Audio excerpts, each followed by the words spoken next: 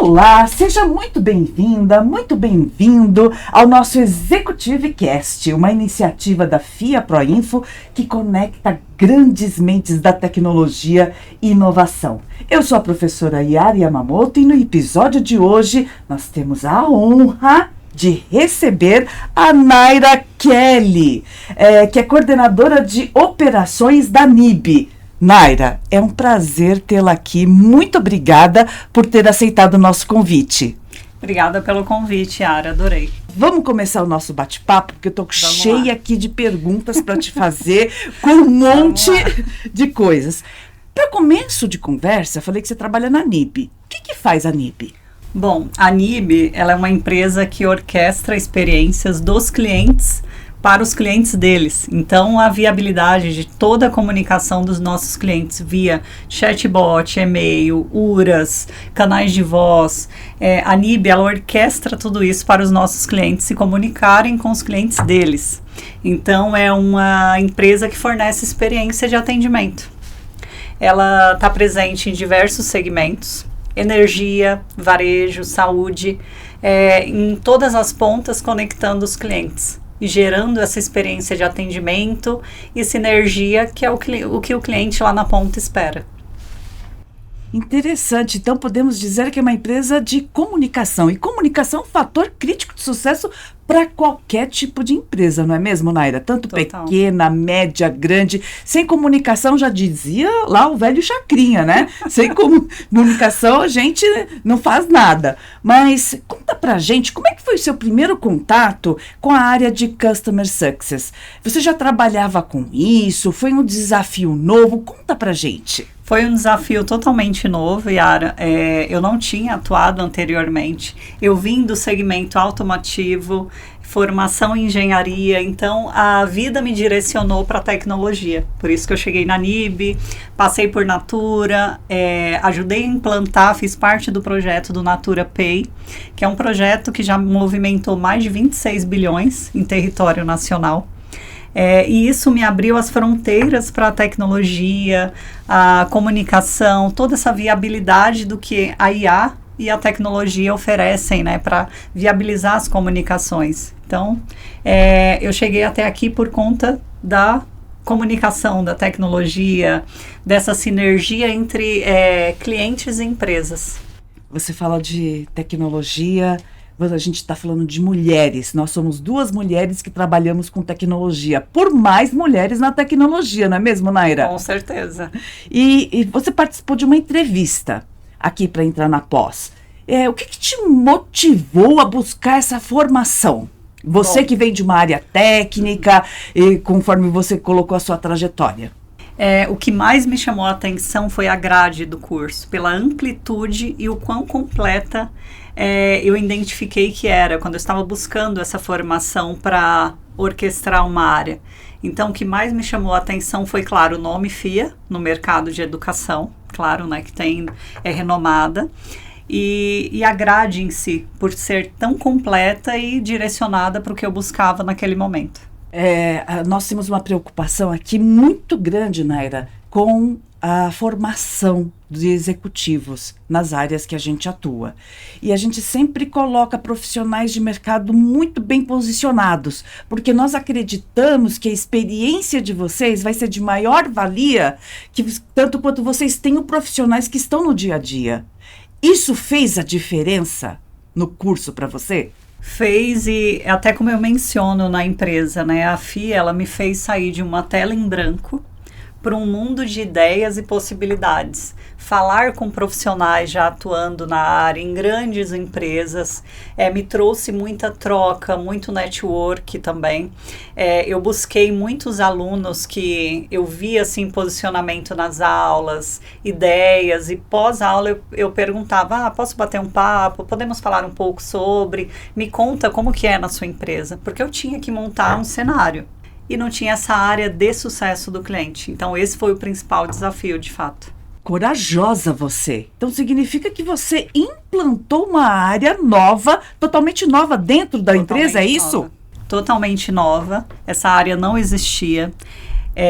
E assim, eu fico muito feliz porque foi uma área que gerou frutos, contratações. mudou a maneira interna de trabalho. Ou seja, toda reunião começa com a área de sucesso do cliente falando. Porque é a voz do cliente. Então, mudou a sistemática de trabalho.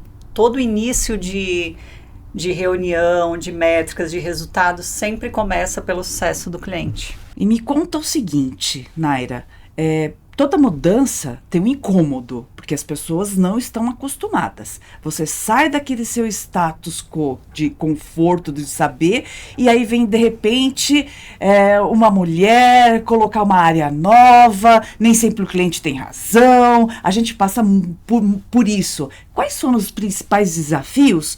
E, principalmente, como é que você conseguiu aplicar, de fato, os conhecimentos que você obteve aqui no curso? Na NIB eu não tive essa barreira cultural, né, essa resistência para algo novo, porque ela é uma empresa que ela tem esse foco já na origem, né, no DNA dela, dessa preocupação de qualidade percebida do nosso cliente. Então, como eu me senti ali uma porta-voz, até que de fato essa sistemática fosse implantada na escuta ativa com os clientes, mapeando os negócios dos clientes, porque um cliente para a gente também, além de satisfeito, ele tem que estar rentável com o negócio dele. Então, com o nosso know-how de vários mercados, como que a gente poderia também apoiar esse cliente? Então, foi mais um nível de agendas de colaboração. Não algo impositivo, sua área gera um problema aqui, um gargalo aqui. Foi algo mais colaborativo, de apoio e sinergia entre as áreas. Que bom, que sorte que você tem que trabalhar numa empresa como essa. Isso é muito bom. Então você deixou a área, você estruturou a área, deixou métricas. Conta mais pra gente o que você conseguiu, até onde você conseguiu chegar. Primeiro, eu atuei como se eu fosse uma CSM da área. Eu tive que pilotar os processos, desenhar, validar, ir para campo, atuar como se eu de fato fosse a CSM do cliente. E vivenciar ali a experiência em loco e coletar as melhores perspectivas, coletar os feedbacks ali sem ser, olha, eu não sou uma área comercial, eu quero te ouvir, serei a sua porta-voz dentro da empresa. Então, eu vivenciei essa cultura dentro do cliente de o que eles estavam vivendo, gaps, dificuldades, dores, pontos de atenção, e trouxe de volta para dentro de casa esses temas.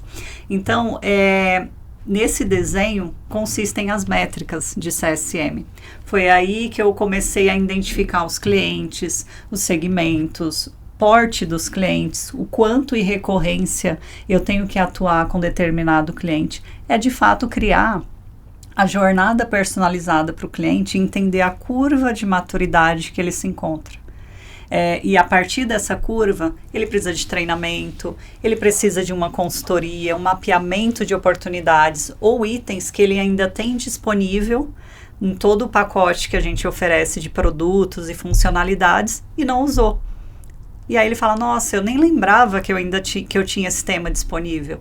Então, é revisitar o cenário com o cliente e propor o que, de fato, a gente tem de know-how de negócio. Então, você pegou uma tela em branco, ou não tinha essa área, você estruturou a área, fez todo esse trabalho. E como é que está a área? Me conta os resultados. Como é que está essa área de CSM hoje? Bom, hoje ela já consiste com profissionais atuando em campo. Hoje mesmo tivemos algumas visitas aqui em São Paulo mesmo de clientes.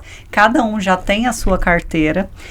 Isso foi separado também por logística de cada analista, né, de sucesso do cliente. Então, eu dividi as logísticas, os negócios de foco para atuação.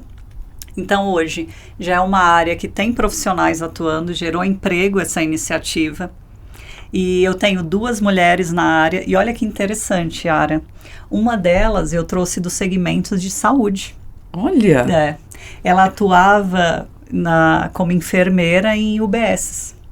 Então, ela tem assim, o tato humano, o tato próximo ali, do cuidado.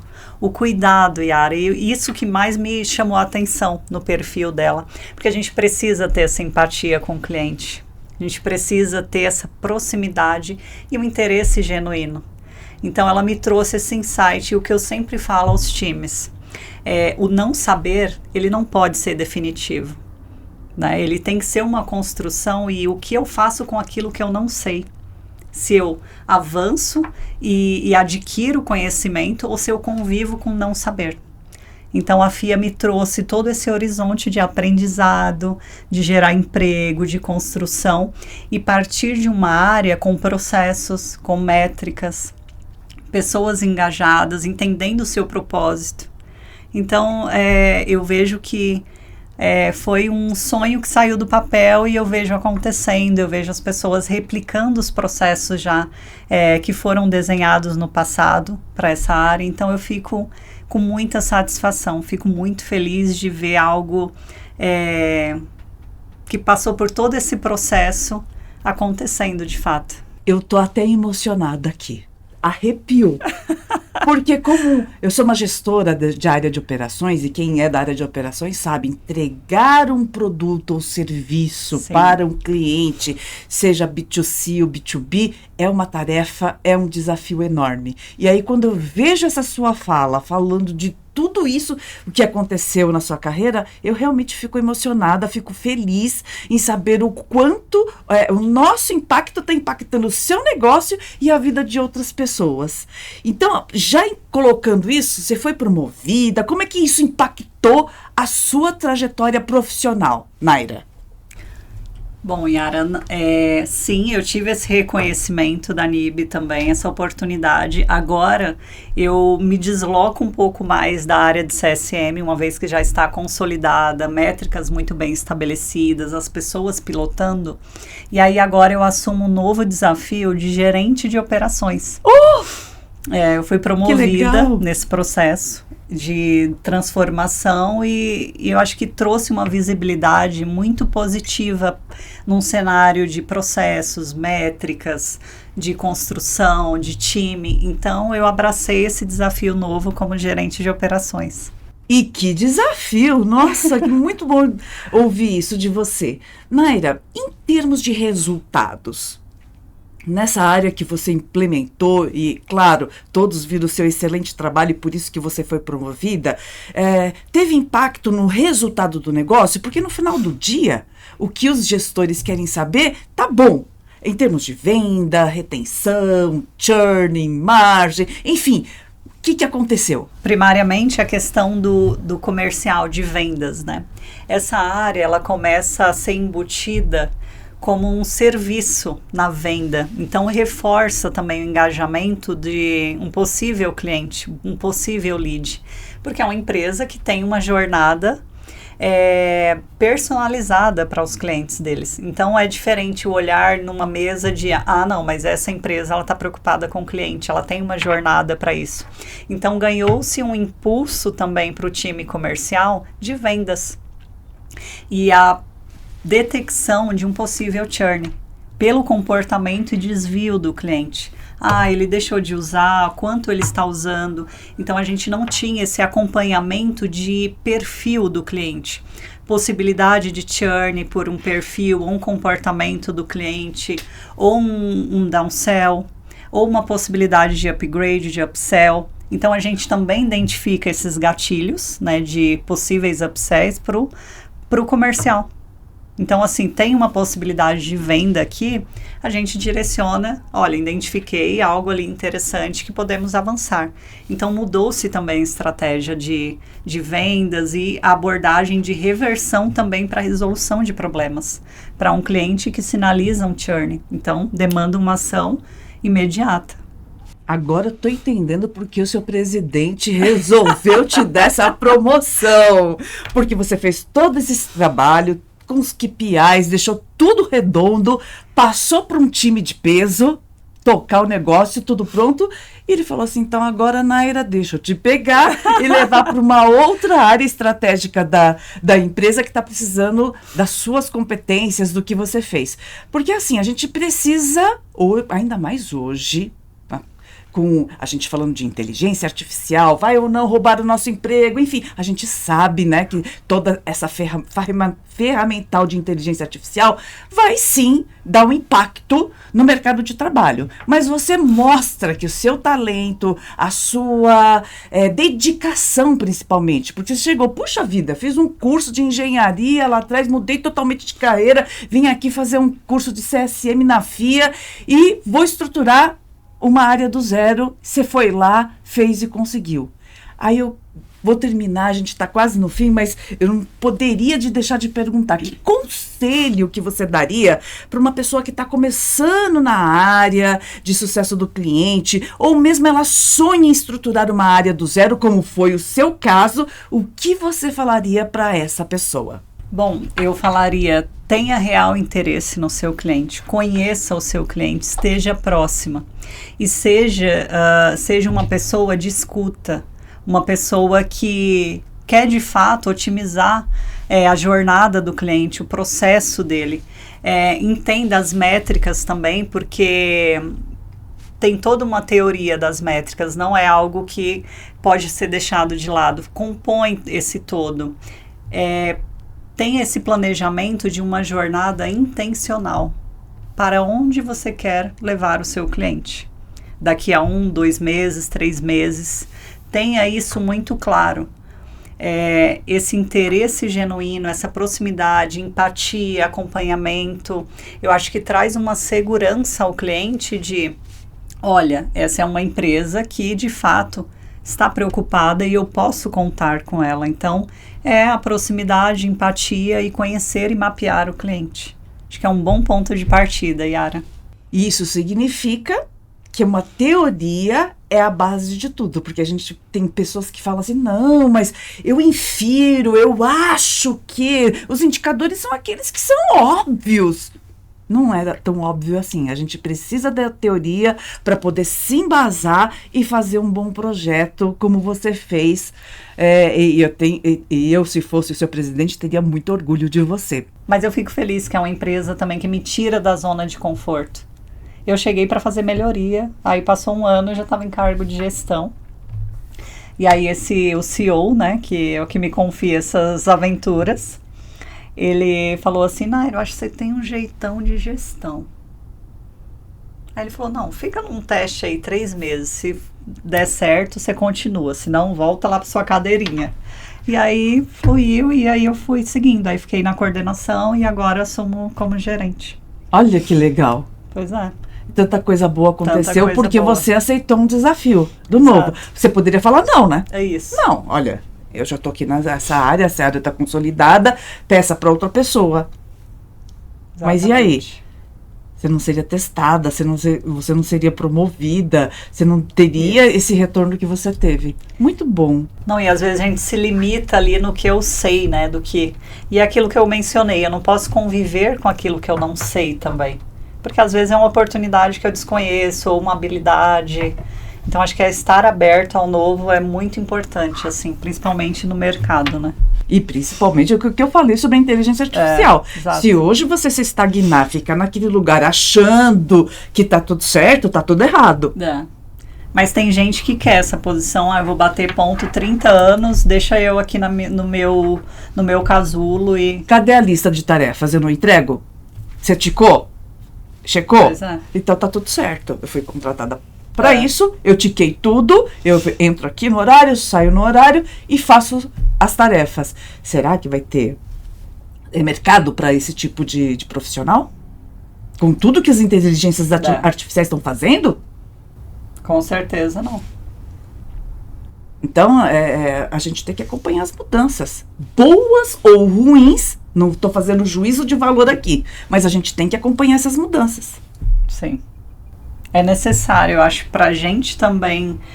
Eu gosto disso do movimento, de fazer coisa nova, de gente, de desenvolver as pessoas, de contratar. Tem a parte difícil que às vezes a gente tem que demitir, porque nem sempre a gente acerta também, né? Não, porque somos seres humanos. E às vezes tem umas caixinhas de surpresas, de surpresa no meio do caminho. Já aconteceu comigo também, então fique tranquila. Acontece com todo mundo, nem sempre a gente acerta. Isso. É fato.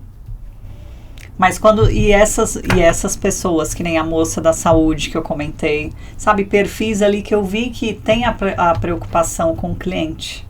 Às vezes, assim, você olha só por formação ou competência, formação e aprendizado, todo mundo tem habilidade de aprender. O ser humano, ele aprende fácil. Agora, se é uma pessoa que convive com o que ela não sabe, o que ela faz com o que ela sabe? Ela pratica? Ou ela simplesmente se isola, gosta da moita, quer ficar só na paz interior dela? Então, é isso também. Se você fosse olhar só pela formação, você jamais contrataria essa moça, a enfermeira. Exato. E tá dando super certo lá na área. Isso. E aí ela tá cursando administração agora.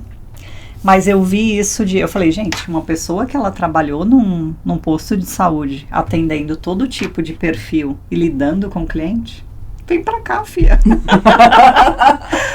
Então, às vezes a gente não pode se apegar só à formação. A gente tem que ir pelo perfil, pela disponibilidade de aprender que o indivíduo tem. Então, acho que para mim, assim, na contratação, acho que é o principal, assim, o perfil. Como a pessoa se comunica, como que ela reage em grupo, como que ela lida com situações difíceis. Então, acho que para mim, assim, é o principal ponto. E tem um outro ponto que eu gosto também na área de contratação, é de ver o brilho no olho das pessoas. Sim. Porque tem gente que você fala assim, meu Deus do céu, de onde vem essa energia? A pessoa quer muito, ela brilha, ela, sabe, tem aquela energia contagiante. Isso é muito importante, porque Sim. O dia a dia organizacional não é fácil. Não é fácil. A gente tem muitos problemas, tem altos e baixos, enfim. E você tem que ter essa energia para poder dar conta do recado, né? Tem que ter.